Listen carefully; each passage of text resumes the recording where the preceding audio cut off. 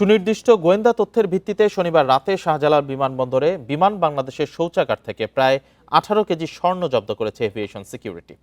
বিমান বাংলাদেশ এয়ারলাইন্সের একটি ফ্লাইটে লুকিয়ে রাখা হয় এসব স্বর্ণ।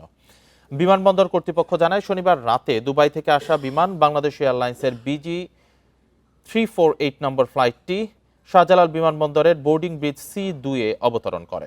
গোয়েন্দা তথ্যের ভিত্তিতে ফ্লাইটটি অবতরণের আগেই নজরদারিতে রাখা হয়।